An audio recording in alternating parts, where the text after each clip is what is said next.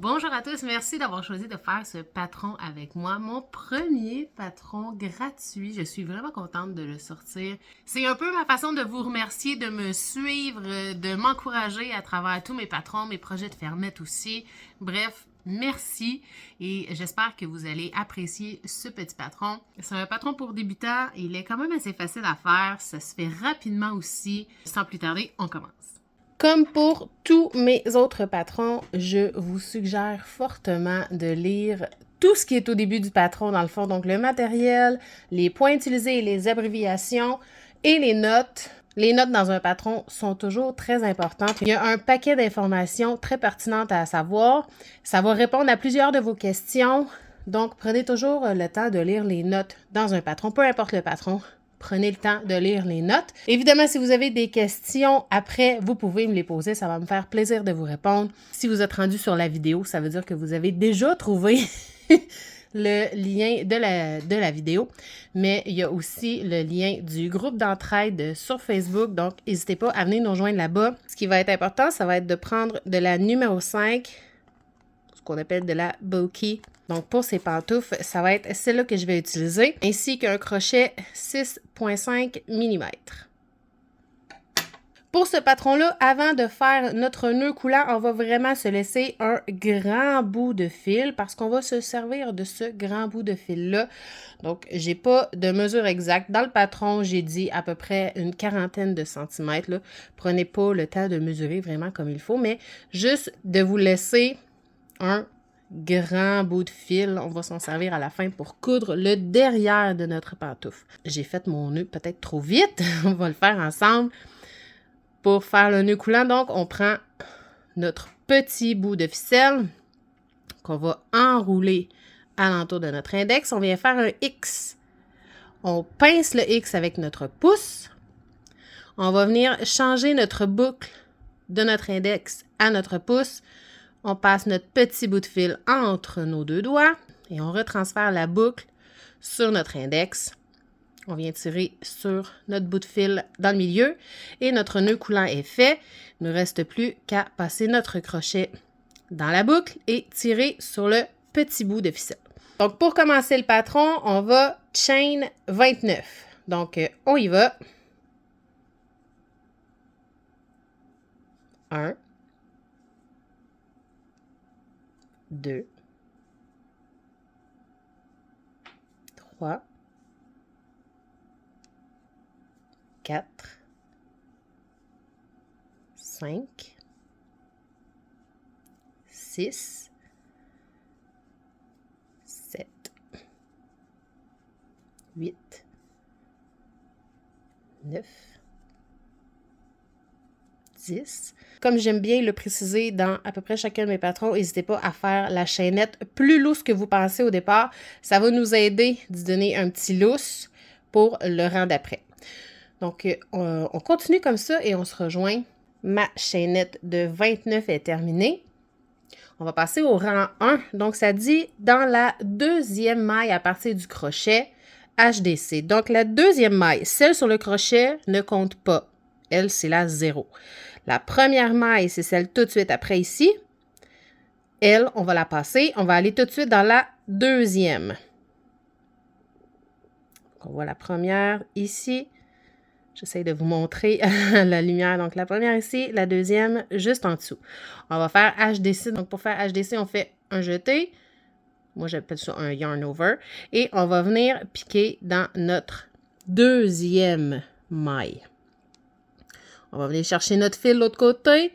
On passe notre fil à travers une seule boucle. Il nous reste maintenant 3 boucles sur notre crochet. On yarn over et on passe notre fil à travers les 3 boucles qui nous restent. Donc, on a fait un HDC. On va continuer comme ça. Donc, on yarn over. On vient piquer dans la prochaine. Donc, celle-là ici, c'est celle qu'on vient de faire. On va aller dans la prochaine.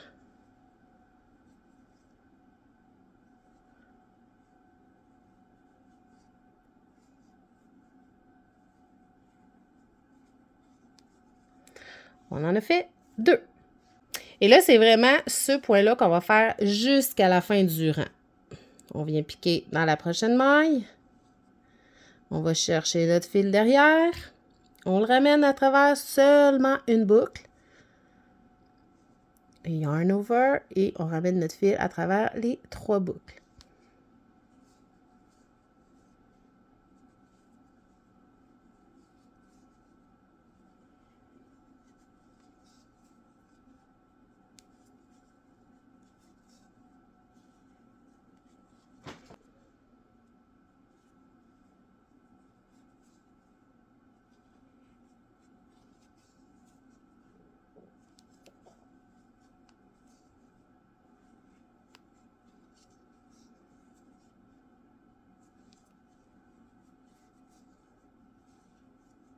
On continue comme ça jusqu'à la fin du rang et on va se rejoindre à la dernière maille.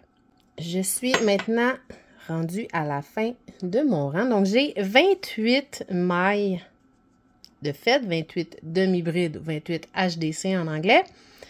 Vous pouvez les recompter. Moi, je conseille toujours de les recompter à mesure que vous finissez un rang. Comme ça évite de se rendre trop loin dans le patron avant de s'en rendre compte et d'être obligé d'en défaire plusieurs rangs.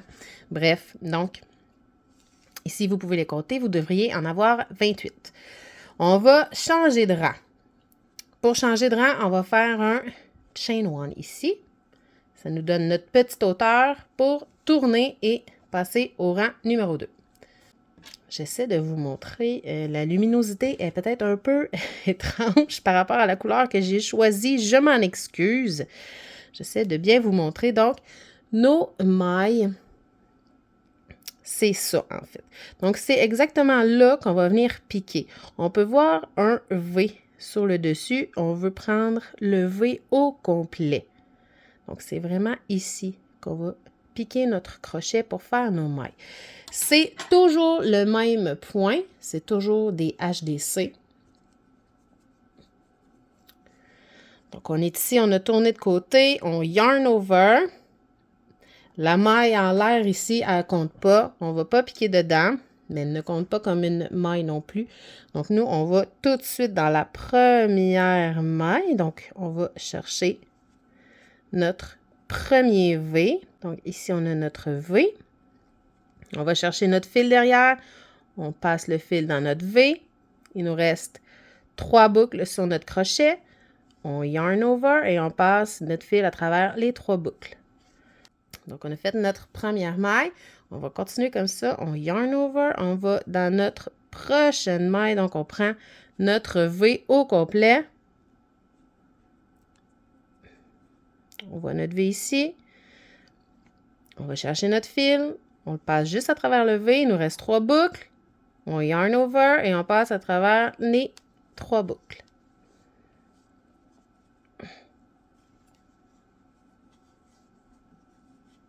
Encore une fois, on va faire ça jusqu'à la fin du rang.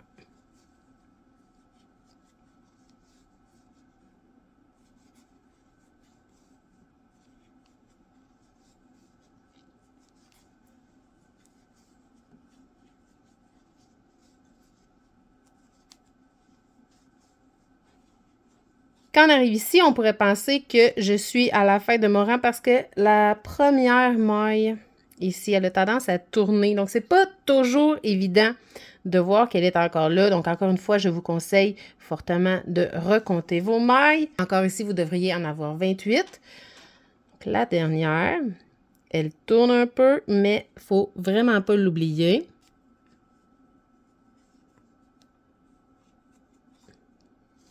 Et voilà, j'ai donc mes 28 mailles de fait. Encore une fois, on chain one pour tourner. On est maintenant rendu à notre 3e rang. Comme vous voyez dans le patron, les rangs 3 à 22, c'est toujours la même chose. Donc, on suit exactement le patron du rang 2. C'est toujours pareil. Vous voyez aussi qu'il y a une petite note en dessous. Donc, ici, vous pouvez ajuster la grandeur de la pantoufle. Si elle n'est pas assez grande, vous pouvez ajouter des rangs jusqu'à temps qu'elle soit de la bonne grandeur. Si, au contraire, vous pensez qu'elle est trop grande, vous pouvez aussi en faire un petit peu moins. Une fois que vous avez la bonne grandeur, vous passez au rang 23. Donc, on se rend au rang 22 ensemble et je vais vous montrer ensuite sur moi sais, pour vous donner une petite idée de ce que ça devrait avoir l'air quand vous avez atteint la bonne grandeur. Donc, on se rejoint. Je viens tout juste de terminer mon rang 22. Donc là, on va regarder si ma grandeur est bonne. Je vais prendre mon propre pied. En fait, on crochette comme ça. Donc ça, c'est mon rang 1 ici. Ici, c'est mon rang 22. La longueur ici, c'est la longueur de mon pied. Donc là, mon tout premier rang se trouve à être ici. Ça va être le talon que je vais venir fermer à la fin.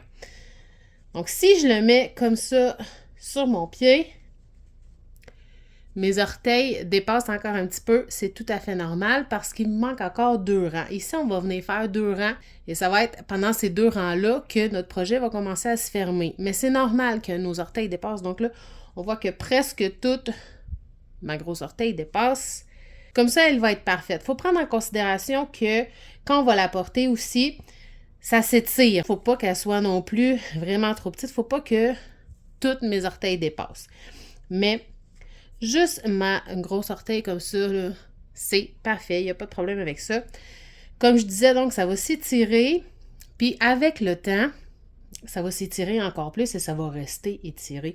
Donc, si on la fait tout de suite trop grande, elle va devenir rapidement beaucoup trop grande pour nos pieds, puis on va les perdre en marchant, là. Fait que, comme ça, c'est parfait. Il nous reste juste à terminer nos 2 rangs. Donc, on va venir faire nos 2 derniers rangs. Donc, peu importe que vous ayez continué un peu parce qu'elle n'était pas assez grande ou peu importe que vous en avez fait un petit peu moins parce que la pantoufle était trop grande, maintenant, les 2 derniers vont être pareils pour tout le monde. On chain one et on tourne, bien évidemment. Et là, pour tout le rang, on va venir faire des HDC two together. Ce que ça veut dire, c'est qu'on va venir faire des diminutions pour tout notre rang. On va réduire nos mailles à la moitié. Pour faire des HDC two together, on vient yarn over comme d'habitude. On va venir piquer dans notre première maille. On va chercher notre fil de l'autre côté. On le ramène. Mais là, on vient piquer dans l'autre après tout de suite. On va chercher l'autre fil. On le ramène. On a maintenant 4 boucles sur notre crochet. On yarn over une dernière fois et on passe au travers toutes nos boucles. Donc là, on a fait une diminution, c'est-à-dire qu'on a pris 2 mailles pour n'en faire qu'une seule. On continue à faire nos diminutions. On pique dans la prochaine, on va chercher notre fil, on le ramène. On pique tout de suite dans la prochaine, on va chercher notre fil, on le ramène. On a toujours 4 boucles sur notre crochet. Yarn over et on passe notre fil à travers toutes nos boucles. J'en fais une dernière avec vous. On yarn over, on pique dans la prochaine. On va chercher notre fil. On pique tout de suite dans la prochaine. On va chercher notre fil. On a 4 boucles. Yarn over et on passe à travers les 4.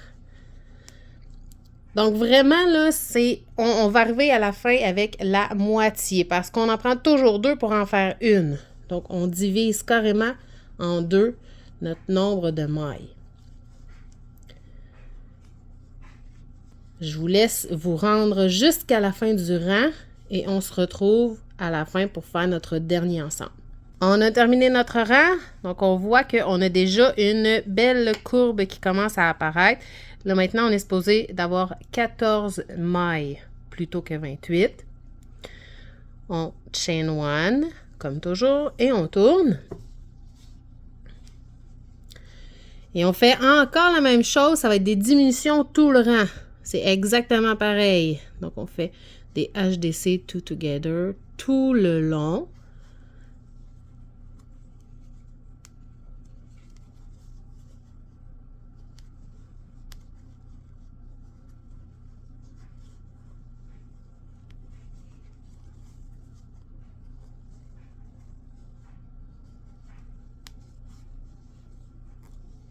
Je viens de terminer ma dernière maille. On devrait en avoir 7. 1, 2, 3, 4, 5, 6 et 7.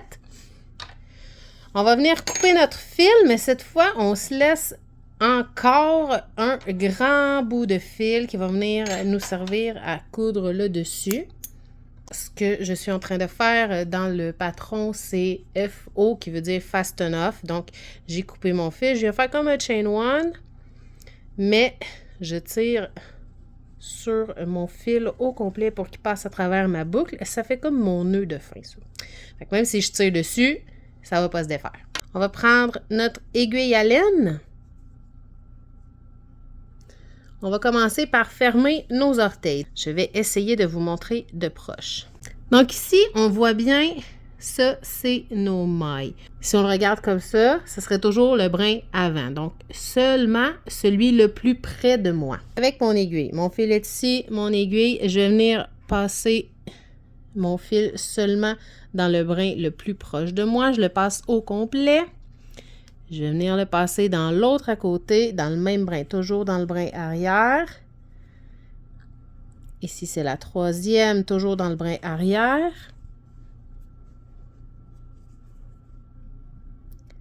La quatrième.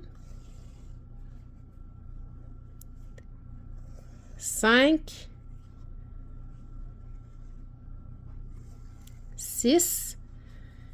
Et la petite septième ici. Et là, quand je vais venir tirer, ça va venir vraiment complètement fermer le bout des orteils. Donc là, les orteils sont fermés en tant que tels. On va venir fermer un petit peu le dessus du pied jusqu'à, je dirais, environ la moitié. Environ. Là, moi, mon fil est ici. Mon but, ça va être que tout soit bien fermé, qu'il n'y ait pas de trou, évidemment. Hein. Donc là, moi, il n'y a pas de technique particulière. Vous pouvez bien le coudre comme vous voulez. Moi, j'aime bien y aller comme ça. Donc, quand je couds, bien, je fais attention de prendre mes 2 couches.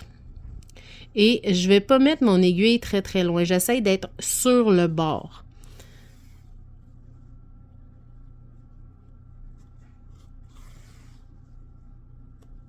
Et c'est pour ça que c'est important de se laisser un grand bout de fil quand on coupe. Parce que ce bout de fil-là nous sert à coudre quand même une certaine longueur de notre pantoufle. Donc, ça nous en prend quand même pas mal. Puis ensuite, bien, quand on va venir rentrer notre fil, il faut qu'il nous en reste assez long aussi pour le camoufler.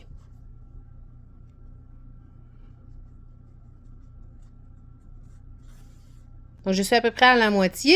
Le reste, on va le laisser ouvert ici, évidemment, pour pouvoir entrer notre pied.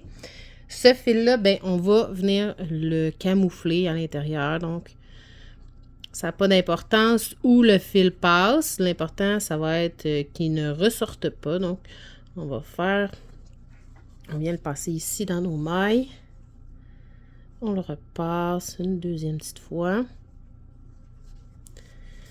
Et là, c'est pas obligé, mais moi, j'aime bien le repasser une dernière fois dans l'autre sens.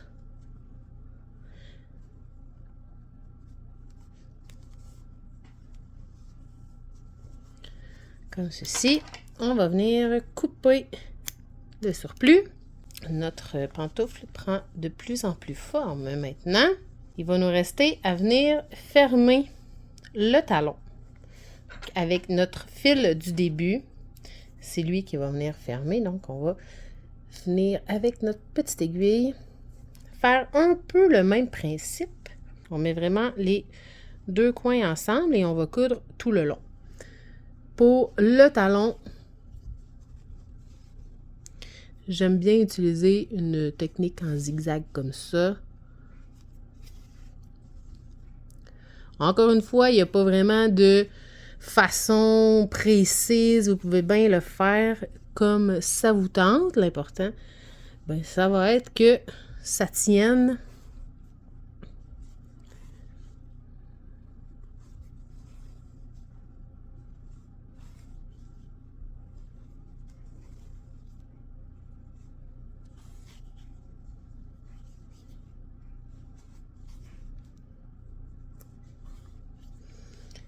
Et Ce fil-là, on va aussi venir le cacher à travers nos mailles.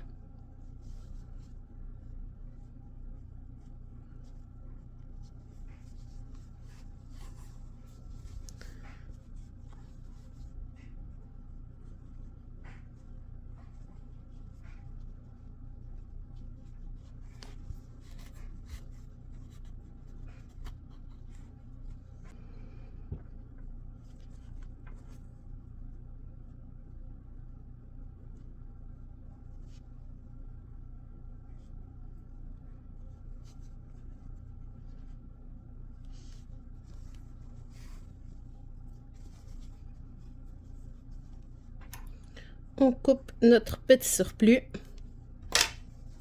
Et notre pantoufle est terminée. Donc là, il nous reste juste à faire la deuxième.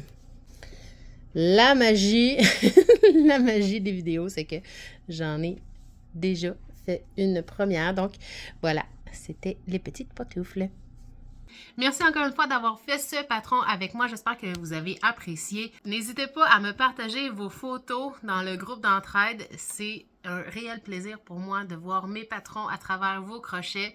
Donc vraiment, ça me fait vraiment très plaisir quand vous m'envoyez des photos. Là-dessus, je vous souhaite une super belle journée et un très heureux temps des fêtes. Ok, bye!